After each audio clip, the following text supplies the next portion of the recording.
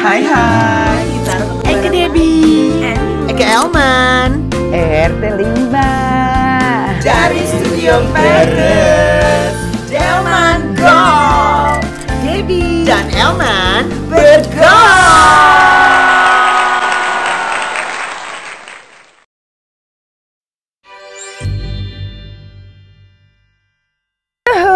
Geng gaul, apa sih kabaret? Kita balik lagi di Delman Gaul. Akika masih sendora, masih sendiri soalnya Elman di Jakarta, Eke di Beles, di Bali, say. Tapi Kak Eke ditemani sama seorganda Ertong Antis, ya kan, yang sering banget Maya pada sinetronnya, main sinetron di Mande-Mande. Sekarang kebetulan laguna satu judul Samde Akika, Adipura. Halo. Apa sih kabaret Adipura? Api tenang. Baik, baik. Itu bahasa itunya apa? Bayem. Bayem. Popeye bayem. Oke, sekarang kita ngobras. Mumpung kita lagi sama-sama di Beles nih.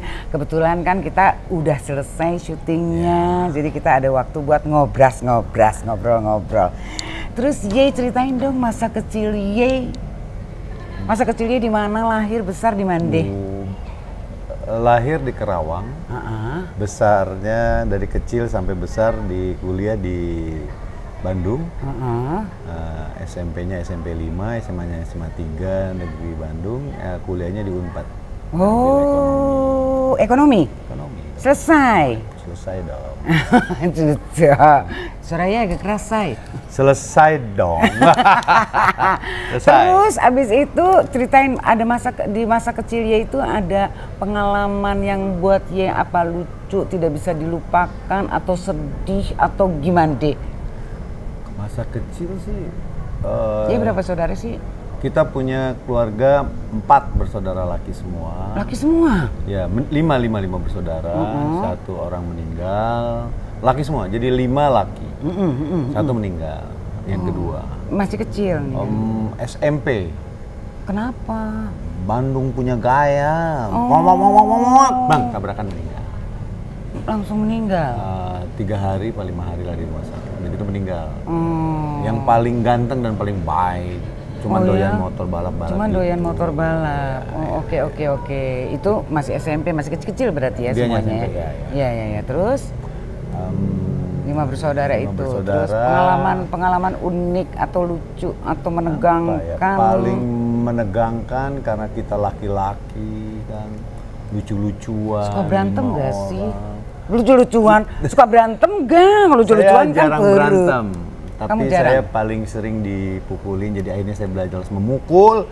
Jadi kita akhirnya belajar bela diri. Kamu paling kecil? No, saya ketiga. Oh, ketiga? Nah, jadi akhirnya intinya saya nggak suka berantem, tapi karena diganggu ya otomatis kita bela diri. Lama-lama lucu deh kalau kita akhirnya harus agak-agak gimana gitu biar nggak ada yang ganggu. Jadi kamu belajar bela diri? Ya, of course. Apa sih? Di kampung ada 2, bela dirinya silat sama bela diri jet kundo namanya. Jet kundo itu dulu standar buat angkatan, jadi kita ikut belajar. Itu yang mungkin buat saya lebih efektif ya. Jet kundo itu mungkin kalau di Bandung namanya semacam boxer lah ya. Terus kamu belajar itu untuk bela diri. Tadinya. Yang meninggal jadi keluarga yang paling besar apa? Kedua. Nomor 2. Saya ketiga, jadi saya naik peringkat. Jadi kamu kedua sekarang ya. Oke. Terus kamu tinggal di Bandung sampai usia berapa sih? Kuliah. Sampai kuliah, sampai selesai. Selesai, ketemu dulu fitness. Ketemu sama istrinya produser, eksekutif produser, Pak Ibu Lina, istrinya Pak Insinyur Samsul Hardin. Diajak ketemu Pak Parwes, masih Karisma Jabar Film. Kita bikin di sana 2 sama Andika Ardila dulu, sama Saputan dari Bandung Selatan. Terus kedua film syutingnya di Kalimantan, Anak Rimba Indonesia. Terakhir setelah itu Pak Parwes memutuskan bikin PH di Jakarta, Star Vision. Oh, Star Vision itu dulunya di Bandung? Iya, dulu Karisma Jabar Film. Oh, Karisma Jabar Film. Dia bikin film Kabayan, di Petet segala macam, karena dia kan punya banyak bioskop kan. Akhirnya kita pindah Jakarta, dia ngomong mau nggak ikut barengan gua ke Jakarta, kita mau bikin PH di sana, buat sinetron khusus.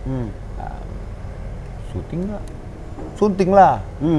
Cuman ada yang paling menyakitkan tapi menyenangkan adalah ketika muka saya kan pasaran banget gitu. Jadi ketika dibilang muka kamu pasaran banget, kalau kamu pengen eksis, saya tawarin kamu peran jadi antagonis. Mulailah tapi mainnya kamu. kayak Billy Dragon dulu, jangan ada Billy Dragon. Kalau lu bisa kayak gitu, gua kontrak lu. Nah saya bilang ya sudah, memang setiap makanan pasti ada minumannya kan. Merek Tit gitu kan. Jadi saya bilang setiap sinetron pasti ada penjahatnya. Nah biarlah saya main di situnya aja. Dulu pikiran gitu. Oh, tapi kamu emang punya cita-cita ke arah situ atau sebelumnya kamu apa dulu terus akhirnya perjalanan hidup nganter kamu ke situ? Ya gara-gara di fitness itu aja sebenarnya. Gara-gara fitness? Fitness aja. Di fitness akhirnya diajakin main sinetron. Dulu mungkin badannya agak lumayan gitu kan. Lumayan geger. Tapi sekarang juga masih geger kok. Kok tahu? Oh gitu. Terus karena fitness akhirnya mendapat tawaran, terus udah deh. Masuk sinetron. Terus gitu sampai sekarang. Jadi tahun berapa itu kamu mulai? Saya sama Bang Matias Mucus saja ketemu tuh 95 apa 96 gitu. Jadi dulu saya 94 apa 92 lah gitu. Antara itu 92 apa 93 ya, 93 apa 94 lah gitu. Pertama main sinetron itu. Pertama kali main sinetron, masih ingat judulnya? Sapu Tangan dari Bandung Selatan. Itu Sapu Tangan sama Nika Ardila ya. Setelah itu Nika Ardila meninggal kan? Oh ya. Itu kamu sempat main sama Nika, terus habis itu meninggal. Setelah begitu lama dia meninggal. Dia masuk judul yang lain, dia itu meninggal. Nggak lama kok. Kalau hitungan saya sih waktu itu dia main 2 judul ya. Yang sama Bang Matias juga kan. Tapi emang dia waktu itu lagi naik daun banget, lagi hits ya dia waktu itu ya pada saat itu beliau. Top, dan dia orang Bandung juga kan. Iya. Nah terus akhirnya kamu memutuskan pindah ke Jakarta atau kamu stay di Bandung terus? Di Jakarta setelah Papa Royce ngomong itu. Oh enggak, kamu ikut Jakarta, gue bikin PH nih. Ya kalau memang itu ya kenapa enggak? Nah pindah saya ke Jakarta, saya mulai tinggal di Jakarta. Tahun 94-95 itu. Terus abis itu kamu terus di sinetron terus? Di sinetron, sampai sekarang. Dari satu judul ke judul lain, dari satu judul ke judul lain. Terus ketemu pasangan kamu? Pasangan kamu satu kan dari awal? Enggak. Saya punya istri 100. Banyak ya. Ganti judul, ganti istri. Enggak dong, maksud saya dalam kehidupan pribadi dong, Say. Panjang cerita. Kamu menikah usia berapa? Usia yang mampu melakukan satu reproduksi. Oke. Jadi menikah di saat kita bisa melakukan reproduksi. Oke. Terus? Domba. Emang ayam kali ya. Melakukan reproduksi. Buaya kali. Terus. Ya. Kamu pacaran terus menikah? Pacaran, menikah, terus pindah Jakarta. Siapa suruh datang Jakarta? Istri kamu dari Bandung apa dari Jakarta? Semua dari Bandung. Kok semua dari Bandung? Semua gampang banget ya. Makanya aku bingung langsung. Dari Bandung. Dari Bandung. Ya. Pacaran udah dari Bandung emang? No, di Jakarta ketemunya. Oh, ketemunya di Jakarta. Terus? Yang mana nih? Gimana sih kamu ceritain dong? Kamu ada semuanya nih, semuanya. Satu aja. Kamu yang satu aja. Iya, maksudnya aku istri kamu satu dari awal sampai sekarang kan? Atau istri gimana? Selalu satu. Oke. Selalu satu. Bukan istri sinetron ya? Iya, istri selalu satu. Ah ya udah, berarti satu itu ketemunya. Satu di sana, satu di sini.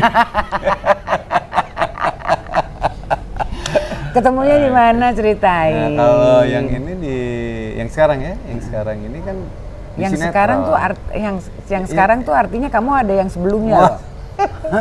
Sekarang ini. Coba dipertegas. Ya, jadi ketemunya istri saya satu. Istri saya satu, selalu satu. Oke, nah itu baru tepat kata-katanya. Satu dulu, sekarang dan nanti, gitu kan? Oke, terus? Dulu.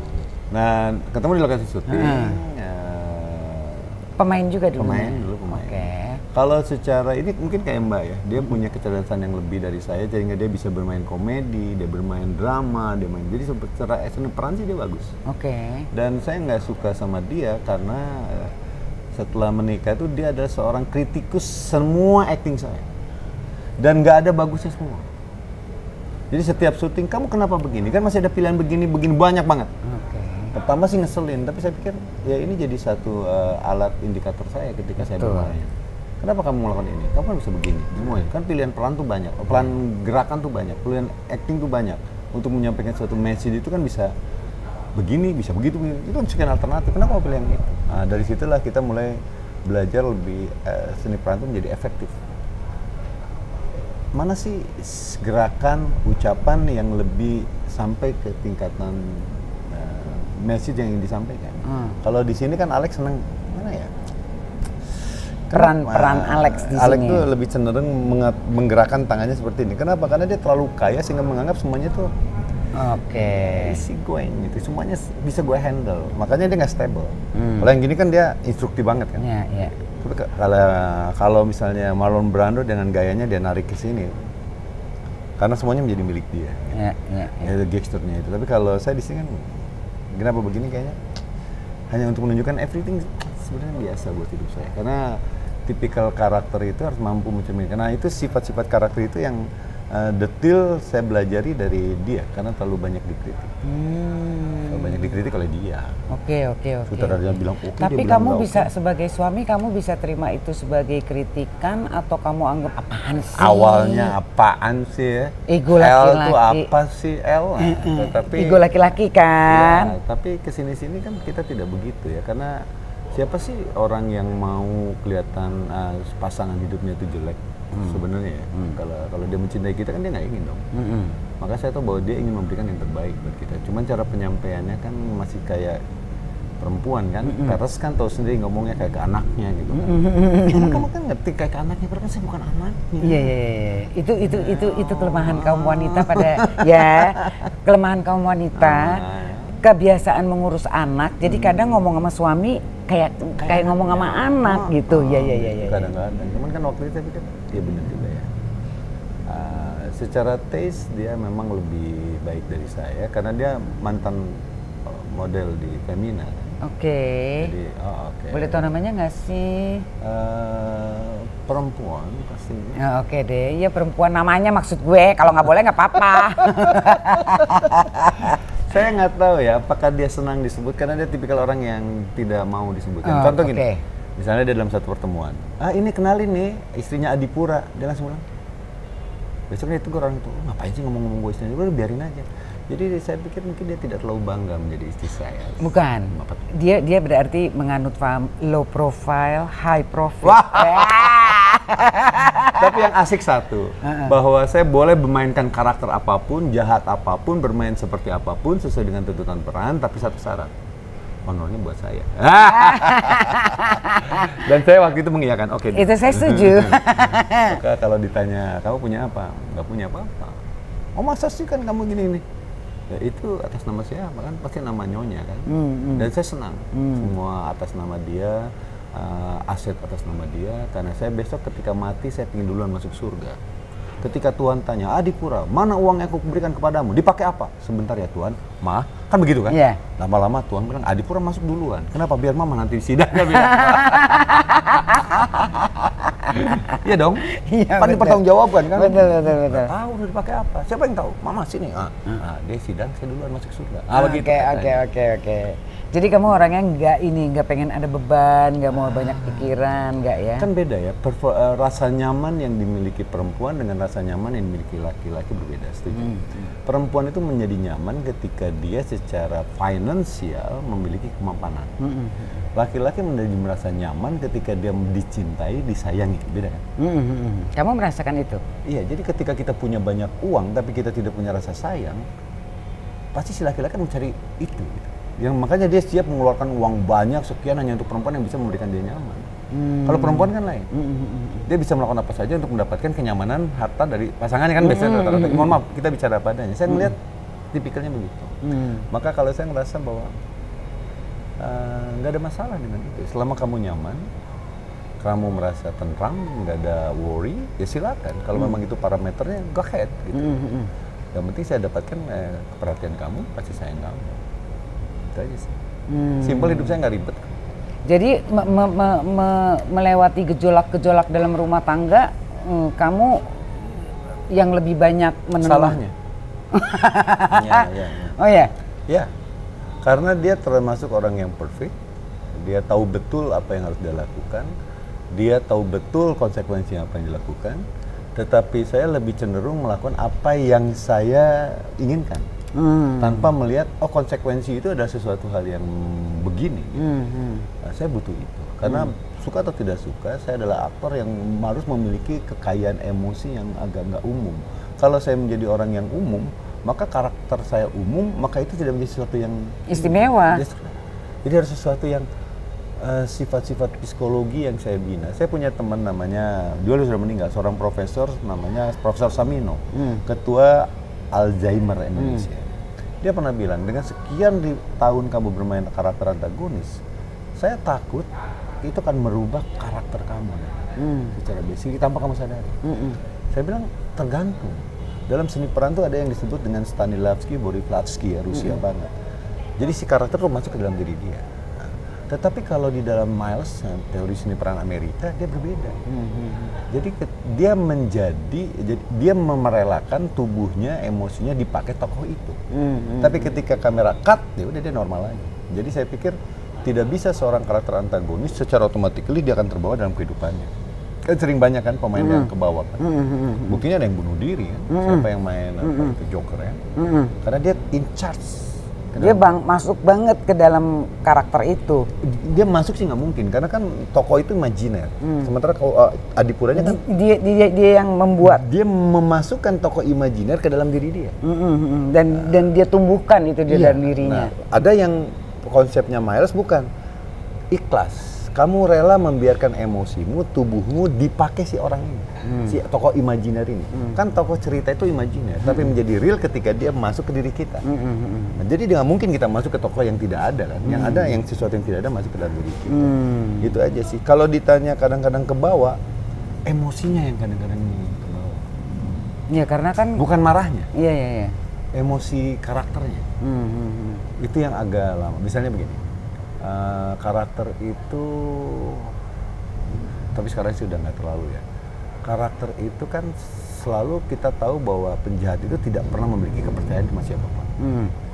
Jadi kadang-kadang kalau ngeliat seseorang tuh akan lebih detail kayak ngeliat gitu, atau mandangnya gitu. Terbawa itu yang susah. Itu yang ditegur sama Pak Matias Mucus. Kemudian gue bisa nggak ya jadi protagonis? Nggak bisa. Kenapa? Sorry, posisi Dagul itu terlalu tinggi. Jadi orang ngerasa lo sombong, terus pandangan mata lo, jadi orang ngeliat lo sombong.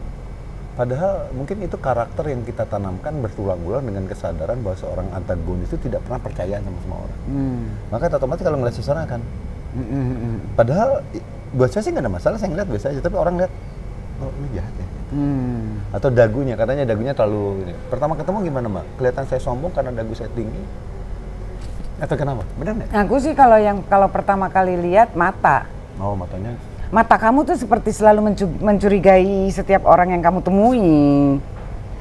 Jadi ya ngelihat, padahal mungkin kamu biasa aja ya, cuma karena memang seperti itu kelihatannya, kesannya di kita, jadi kayaknya kamu selalu mencurigai setiap orang yang kamu temui.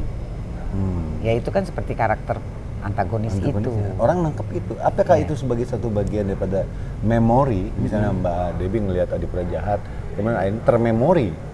Atau memang karena ketika pertama ngelihat, ini jahat ya. Nah itu saya belum ketemu orang yang nggak pernah nonton sinetron saya, ketemu orang dengan saya dan kemudian dia cerita, kayaknya itu lebih original. Iya. Ya kan? Kan kita nggak tahu, mungkin tanpa sadar melihat dalam satu adegan lah, cuma satu scene, satu detik atau berapa kita nggak pernah tahu. Yang itu membekas kan kita nggak tahu. Nah saya pengen nanya yang original, yang baru, kalau ketemu gue sombong nggak sih? Dagu gue diangkat nggak sih? Atau kalau aku sih nggak ngelihat sombongnya, aku ngelihat di first impression mata. Tapi kan itu semua langsung berubah begitu kita banyak ngobrol, begitu kita berkomunikasi, ngobrol ini itu kan akhirnya kan kita mendapatkan kesan yang lain lagi, Iya. dan kita jadi terbiasa dengan menatap wajah kamu, muka kamu dengan pandangan yang seperti itu, kita jadi biasa. Kalau saya lihat secara psikologi mungkin ya, ada satu, kalau kita datang ke satu tempat akan ada proses saya mengamati. Proses kayak waspada. Kenapa? Ketika saya kecil, ya, ketika saya kelas 3 SD, ayah saya itu dituduh korupsi di Bandung. Ya. Dia ketua DPRD. Ketika dituduh korupsi, kita si anak-anaknya disuruh pakai jas, datang ke sidangnya bapaknya. Kita duduk di belakang dengan pakai jas, duduk di depan bapaknya lagi di sidang. Dan itu buat saya agak semacam, saya nanya bapak, kenapa mesti dilakukan ini? Biar kamu tahu bahwa kamu tidak salah. Akhirnya beliau sebagai ketua DPRD dihentikan jabatannya untuk melakukan selesai persidangan. Dan kemudian terbukti tidak bersalah. Pada gembornya di wartawan itu begitu besar tulisan. Koruptor, koruptor, koruptor. Dilalah persidangan berjalan, Bapak tidak terbukti tidak bersalah, cuma ada satu pernyataan sekecil ini di satu bahwa Bapak saya tidak salah. Tapi efek yang terjadi adalah guru saya aja di SMA 3 itu sempat marahin saya karena saya agak-agak bandel gitu. Namanya juga anak laki. Dan dia marahin saya, Pak Mulyadi itu marahin saya. Saya tahu ya, kamu jangan bandel, saya tahu kekayaan kamu tuh dari mana. Terus saya ngomong gitu, kekayaan saya dari mana gitu. Bapak saya tuh di sidang SD. Saya masih 3 kelas SD, ini saya kelas 3 SMA. Apa hubungannya? Duitnya kemana kan? Nah itu mungkin menjadi beban secara psikologi sejak SD itu, sehingga setiap kalau ngeliat sesuatu akan, lu mau ngapain gua apa ya? Mungkin. Itu mungkin yang mendasari, dan makanya SD saya nggak pernah punya teman, cuma satu orang aja. SMP saya nggak punya teman. Saya kayak sahabat, kalau orang kan gitu. SMA nggak punya teman. Kuliah nggak punya teman yang akrab. SMA punya teman satu meja dari kelas 1 sampai kelas 3 SMA, namanya Arif Nasuha, sekarang di Freeport dia kerja. Karena dua-duanya bandel. Suka telat, suka gimana. Akhirnya di satu kursi kan. Tapi kita berdua punya kebanggaan yang tidak pernah dilupakan oleh kita berdua. Kita ngomong sama mereka, pernah nggak kita berdua sebandel-bandel nyontek? Kita berdua adalah orang yang menabukan nyontek. Jadi lebih baik nilai kita jeblok daripada harus nyontek. Itu dua-duanya. Maka saya sama Arif Nasuha itu, Arif Nasution selalu ngomong, ada satu kebanggaan yang kita miliki ya di DPR. Apa itu? Kita selama SMA, di saat orang lain nyontek dengan tulisan di pahanya, di tulisan kecil, kita nggak pernah nyontek. Walaupun ratingnya paling jeblok gitu kan berdua. Jadi kita ini ranting 1 terakhir. Kalau nggak saya ya dia. Ya kadang-kadang saya, kadang-kadang dia. Jadi tergantung mana baiknya gitu. Kalau lagi baiknya dia bagus. Kalau dia saya paling bontot. Kita nggak pernah nyontek dua-duanya. Tapi nakalnya ya lumayan. Nah itu jadi perjalanan akhirnya yang membawa kamu ke dunia acting. Istri kamu yang kritikus paling nomor 1 ya kan di rumah kan. Terus kamu sekarang udah bisa menerima semua kritikan dan menurut kamu masukan. Terus kamu udah bisa, seandainya nih ada tawaran kamu menjadi protagonis. Oh kita main juga. Ada juga. Kemarin kita baru tayang di Jepang itu Rindu Bukan Rindu. Dia seorang ayah yang adegannya beberapa scene kita nangis bersama dengan anaknya gitu. Dan itu mengalir gitu. Kita bisa ngobrol gini, ngobrolnya santai tapi dua-duanya nangis. Kapan-kapan ambillah beberapa cuplikan Rindu Bukan Rindu itu karena kita main sama Oci waktu Rindu Bukan Rindu. Itu buat saya ada adegan yang banyak sekali adegan itu indah, nangis, kayak Mita juga. Tetapi nangisnya bukan nggak ada. Semua ngomong kayak gini tapi semua mengatas gitu. Dan itu buat saya asik mainnya gitu. Jadi bukan berarti saya tidak bisa itu kan. Artinya kamu juga bisa ya, namanya seorang aktor. Menurut sinetron Rindu Bukan Rindu. Boleh dicek lah. Oke. Cocok nggak sih omongannya? Kalau saya kan gitu. Nah, itu karena kerinduan bahwa apakah dagu saya yang agak ngangkat dan mata saya yang agak begini yang merupakan satu bagian daripada gangster yang tertanam sejak kecil ya 3 SD melihat satu proses di mana gila ya bokap gua di sidang ya. Terus setelah itu kita harus jualan koran, pergi ke depan toko itu udah ngomong, Pak boleh nggak saya jual koran untuk saya tukar dengan telur? Masa sih kamu sampai segitunya? Kemudian, oh iya. Pada saat itu kan? Kejadian itu. Kamu anaknya itu kan? Iya. Tapi saya ini. Pernah nggak sih ngerasain kalau kita datang ke SMP, sekolah, masuk SMP 5 itu, yang lain kan ada orang tuanya gitu. Sementara kita mesti bagang uang, kemudian sendirian dan lihat ada seorang ibu dengan anaknya dan kita ngikutin dia, oh datang ke sini bayar ya ikut bayar, datang sana bayar. Dan baru ketahuan saya bukan anaknya setelah di fitting, si ibunya fitting seragam, panjang bikin seragam. Bu, iya itu anaknya belum. Anak mana? Ini bukan anak saya. Dan guru-guru yang bertanya, kamu anak siapa? Satu SMP datang daftar sendiri. Ya saya daftar sendiri, saya punya uang segini, boleh nggak ya? Kenapa kamu nggak diantar? Saya nggak ngerti ya. Wah saya lupa waktu itu. Kenapa nggak diantar gitu? Jadi kamu sendiri? Ya. termasuk ketika SMA udah apalagi lah, kuliah apalagi. Dari situ saya berpikir bahwa mungkin saya dididik untuk kamu mandiri. Kamu harus menyelesaikan masalah kamu sendiri. Itu karena kamu anak laki. Mungkin kan kita laki semua. Cuma dari situ buat saya, oh iya, oke. Tapi so far itu adalah perjalanan kehidupan yang saya nikmati. Saya tidak mungkin menjadi seperti sekarang dibanding keluarga saya yang lain, kakak adik saya yang dulu mungkin mendapatkan fasilitas yang lebih baik. Dengan saya seperti ini, tapi kan kemandirian lebih struggle ya, lebih nah itu, survival. jadi artinya kamu mulai mandiri dari SMP? SMP kelas 1 ya. SMP kelas 1, terus kamu mandiri udah? Ya, udah bisa. Anak-anak ada berapa? Anak ada 4. Yang pertama dia Kopassus, kemudian sekarang tugas di Mula Warman, Kodam 6. Pangkatnya sekarang baru mayor, mudah-mudahan lagi jadi letkol. Sukses loh. Yang kedua dia punya perusahaan startup di laundry. Yang ketiga dia memang senang belajar, dia di Amerika, lulusannya high scope, kemudian masuk ke Shoreline College, kemudian masuk ke UW, University of Washington, dengan perjanjian dari bapaknya, kalau kamu berangkat ke Amerika, bapak kamu bukan orang yang seperti umumnya mampu menyokong orang ke Amerika, kamu hanya seorang pemain sinetron dan kamu boleh sekolah di sana, tapi maaf, kalau GPA-nya 3,5 kamu balik ke Indonesia, IPK-nya 3,5 kamu balik ke Indonesia. Dan dia bilang waktu itu anak saya yang perempuan, cuman segitu ya. Oke. Dan dia buktikan dia lulusan terbaik Shortline dengan GPA-nya 4. Kemudian dia masuk ke UW dan merupakan lulusan terbaik di UW, Universitas Washington, dengan GPA-nya, IPK-nya 4. Sekarang kerja di Amazon. Sekarang kerja di Amazon, sukses loh anak-anaknya. Yang keempatnya, dia sekolah sama di Shortline, dia mau melanjutkan ke New York Brook University, cuman karena COVID, kita tarik ke sini. Akhirnya sambil nunggu di sini main sinetron, dan dia sekarang main sinetron karena dia merasakan, kok aku asik ya di dunia ini. Aku baru tahu kenapa ya tetap main sinetron, karena aku menemukan suatu tantangan, challenge yang selalu berbeda di setiap kondisi, keadaan, apa segala macam, dan aku nikmati. Cuman kan maklum kan orang kampung kan, ya tetap ya, tapi 2 tahun lagi di Brook University kamu harus selesaikan. Boleh nggak aku menyelesaikannya di usiaku 24, sekarang 21, terserah kamu. Tapi kamu selesaikan. Kalau di luar kan nggak, Bu. Ibu kapanpun juga mau masuk lagi menyelesaikan 2 tahun tuh bisa langsung. Kalau di sini kan ada masa DO-nya kan, belum tanda ya kan. Kok gimana kamu bisa, anak-anak kamu bisa berhasil begitu, gimana cara kamu mendidik mereka? Mungkin kalau ditanya itu yang lebih banyak di rumah, my wife. Mamanya. Dan mamanya ada satu hal dari didikan yang saya suka, dan mudah-mudahan ibu-ibu yang menyaksikan juga tahu bahwa ada satu kejadian lucu ketika anak kecil minta sesuatu dan ibunya itu meninggalkan anaknya. Di saat anaknya, dia tinggalin aja, dia cuma ngomong, kamu mau di sini nangis dan mama tinggalin, atau kamu ikut mama. Namanya anak kecil kan, wah makin jadi, ditinggalin beneran Bu, di mall.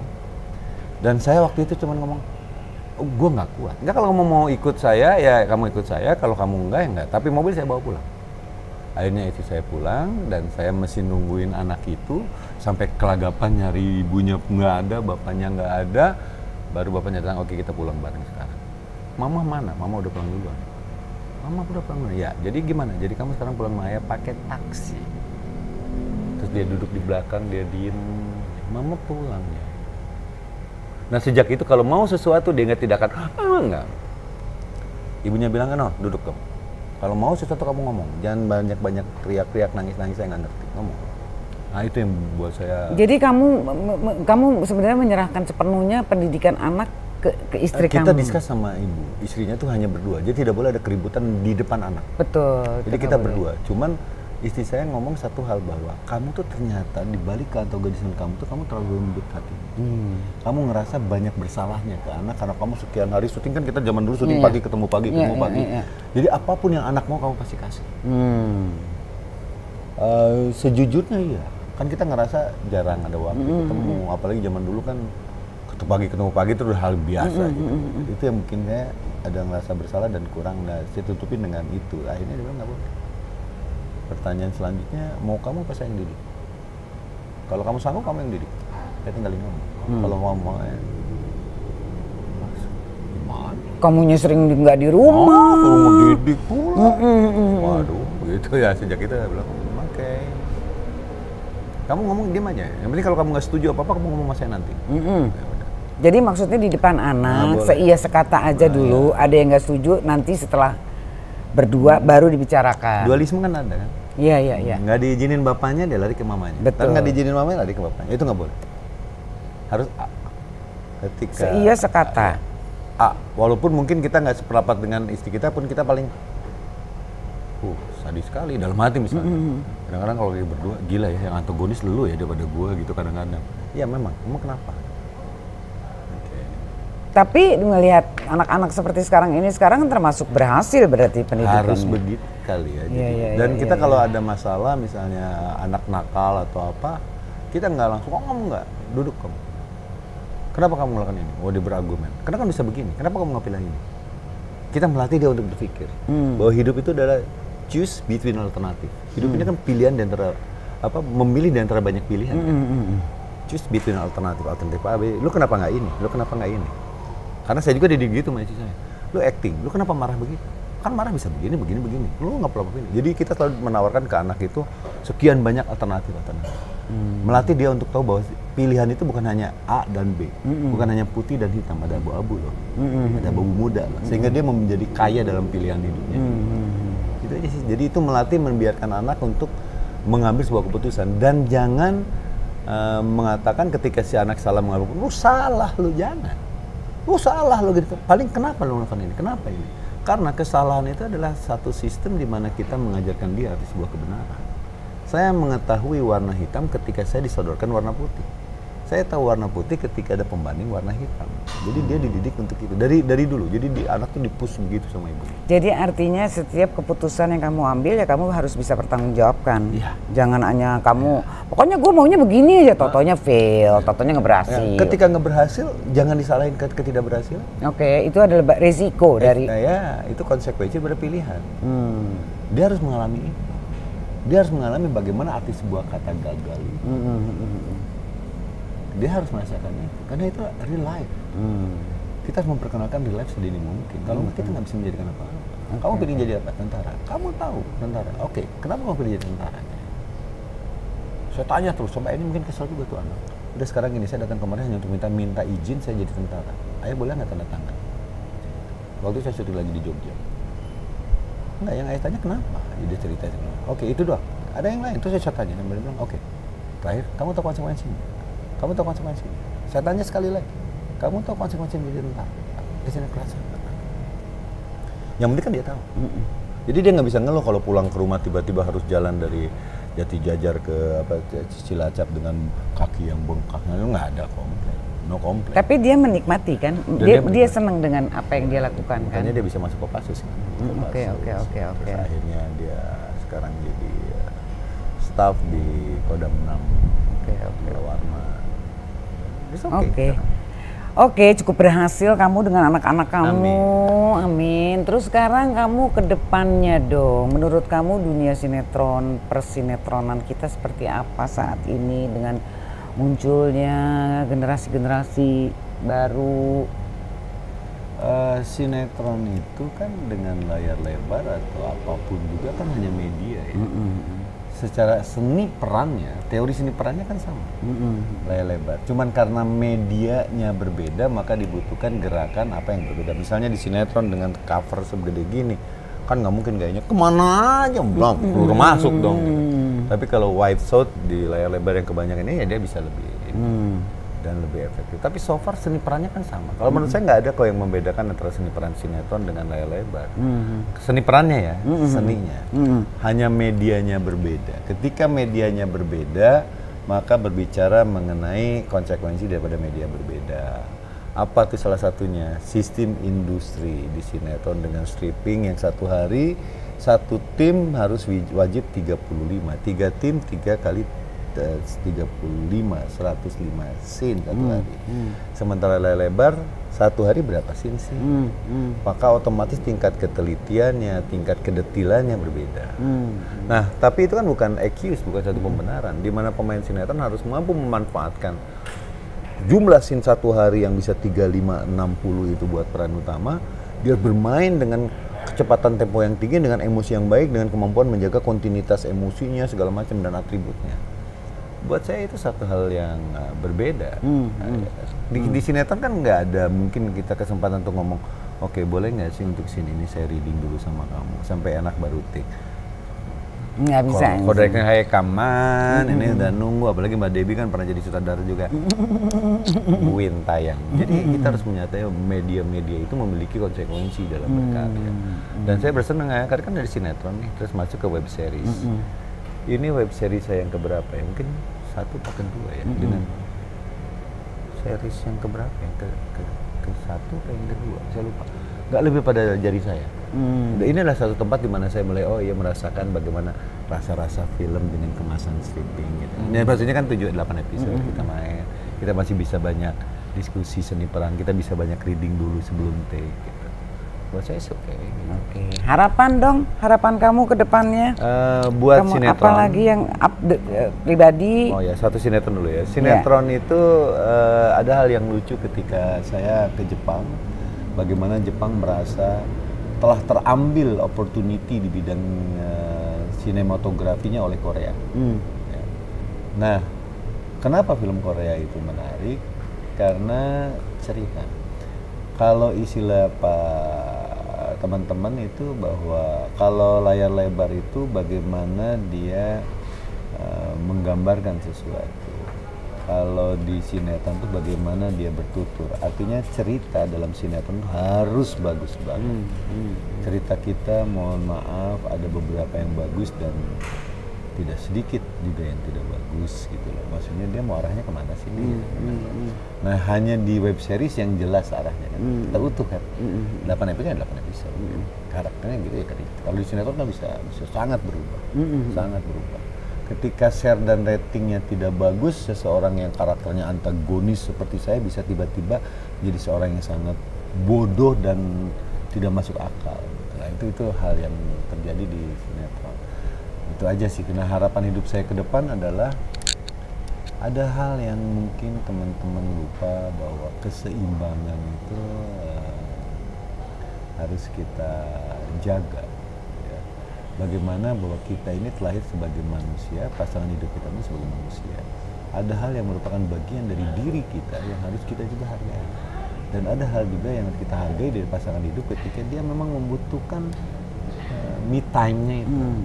Proses dia asik dengan dirinya, itu memang bukan suatu hal yang aneh. Dan saya sangat menghormati itu. Pasangan saya bisa 5 bulan di Amerika, sebulan di Turki atau di Vietnam atau di manapun yang dia mau, dan saya harus membiarkan itu karena itulah me time-nya dia.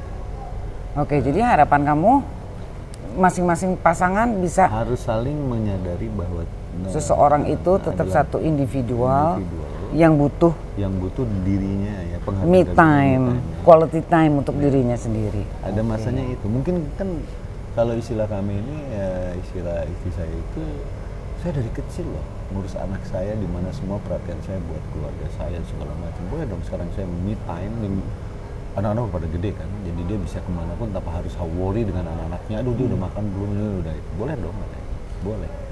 Cuman kan secara manusia saya juga bertanya, boleh nggak saya ngomong bahwa bertahun-tahun selama ini saya syuting untuk menghidupi kamu? Saya juga punya me time sendiri. Oke. Nah itu juga harus dihargai dong. Iya. Oke. Jadi saling menghargai lah ya istilahnya. Kan kesini-sini kalau udah lama nikah kayak apa sih? Oke. Mbak Debbie kayak siapa? Ya udah kayak gitu. Kita sebenarnya udah seperti udah kayak temen, udah kayak kakak adik, udah kayak keluarga banget yang tetap punya keinginan, ego yang perlu disalurkan. Kayak sekarang udah gitu deh, udah bawa menyadari itu ya, karena memang dulu kan enggak. Sekarang kan udah harus begitu ya. Karena kan umur udah juga pada muda kita kan. Walaupun saya mungkin setengahnya dari umur. Balita. Batas 50 tahun, say. Gitu aja. Oke Adi, terima kasih banget ya. waktunya, terima kasih banget. Pokoknya Eke seneng banget bisa ngobrol, ada waktu kita kesempatan ngobrol. Pokoknya sehat selalu, sukses sama semua yang dirimu rencanakan. Oke. Mantap. Oke geng gaul, segitu dulu obrolan kita hari ini. Jangan lupa ya di like, subscribe, dan follow. Ya, yuk. Sampai ketemu lagi, bye. Debbie dan Elman bergaul.